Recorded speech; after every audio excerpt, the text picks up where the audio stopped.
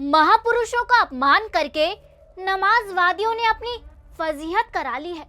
शुरुआत हुई थी दरिंदे औरंगजेब की कब्र से। छावा फिल्म की सच से देश का आम जनमानस मुगलिय आक्रांताओं के खिलाफ खड़ा हो गया। हिंदुस्तान को अकबर, बाबर, औरंगजेब की छाप से मुक्ति का संकल्प ले लिया गया था। औरंगिया वर्सेस शिवाजी वाली लड़ाई देखते ही देखते सियासी संग्राम में बदल गई। जहाँ तक माफी का सवाल है, इस जन्म में तो मैं माफी मांगूंगा नहीं, अगले जन्म में मुझे पता नहीं।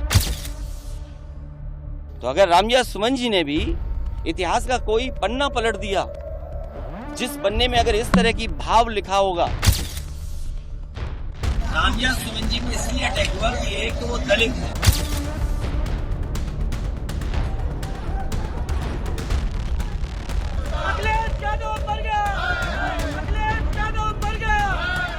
नमस्कार, आप देख रहे हैं सुदर्शन डिजिटल और मैं हूं आपके साथ सोनम गुरु। बात राणा सांगा जी तक पहुंच गई। संसद में हाहाकार मच गया। मुस्लिम परस्त सपाइयों ने सोचा कि इतिहास को फैब्रिकेट करके सियासी माइलेज ले लेंगे। आगरा के राज्यसभा सांसद रामजी सुमन ने कहा, अगर मुसलमान बाबर की औलाद है तो तुम गद्दार राणा सांगा की औलाद हो। चलिए सुनाते हैं आपको ये बयान। तो मुसलमान तो बाबर की औलाद हैं और तुम गद्दार राणा सांगा की औलाद हो। सुमन की ठिडाई ने आग में घी का काम कर डाला। कहा कि मैंने कुछ गलत नहीं कहा, माफी नहीं मांगूंगा।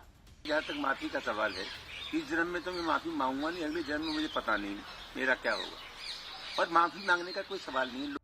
मामला गर्मा गया क्योंकि अपने सांसद की बदतमीजी पर सफाई तो दूर, टीपू मियां बैकअप में खड़े हो गए। तो अगर रामजिया सुमन जी ने भी इतिहास का कोई पन्ना पलट दिया, जिस पन्ने में अगर इस तरह की भाव लिखा होगा।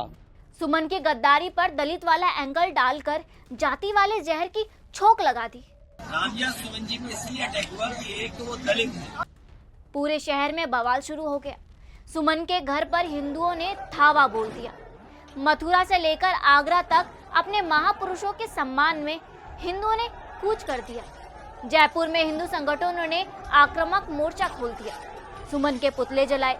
मुजफ्फरनगर में तो सनातनियों ने अखिलेश की प्रतीकात्मक शव यात्रा तक निकाल दी। अखिलेश यादव मर गया, अखिलेश यादव मर गया, महापुरुषों का अपमान नहीं सहेगा हिंदुस्तान।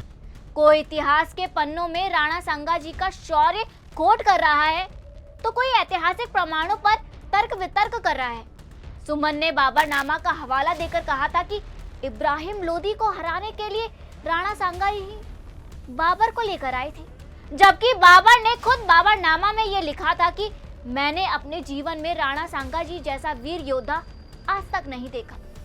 सोच कर देखिए, जिन्हें राणा सांगा के पराक्रम का लोहा खुद मुगल मानते थे, आज के राजनीतिक गिद्ध अपनी सस्ती लोकप्रियता और सियासी नफे नुकसान के लिए उनका अपमान कर रहे हैं।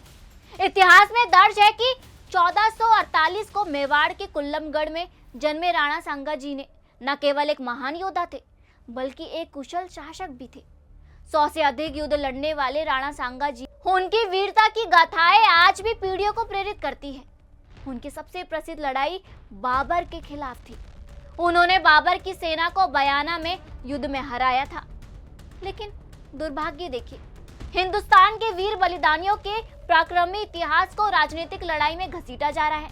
छत्रपति शिवाजी महाराज जी की हिंदवी स्वराज की हुंकार, छत्रपति संभाजी महाराज जी की अटल साहस, महाराणा प्रताप जी की वीरता और राणा सांगा जी का शौर्य गाथाएं सनातनी संस्कारों की अनमोल विरासत है। इनसे प्रेरणा लिए जाने की जरूरत है। उनके पद चिन्हों पर चलकर समाज और देश के स्वर्णिम भविष्य की तरफ आगे बढ़ने का संकल्प लेना चाहिए। वहीं सुदर्शन न्यूज ने राणा सांगा जी का अपमान करने वाले सपाई नेता सुमन की सांसदी रद्द करने की मांग की है, क्योंकि भारत में रहकर भारत के महापुरुषों का अपमान अब नहीं सहेगा हिंदुस्तान। जहाँ तक माफी का सवाल है, इस जन्म में तो मैं माफी मांगूंगा नहीं, अगले जन्म में मुझे पता नहीं।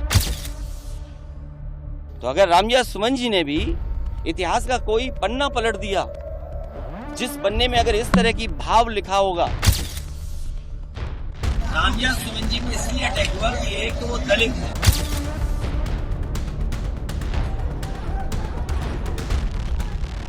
अखिलेश यादव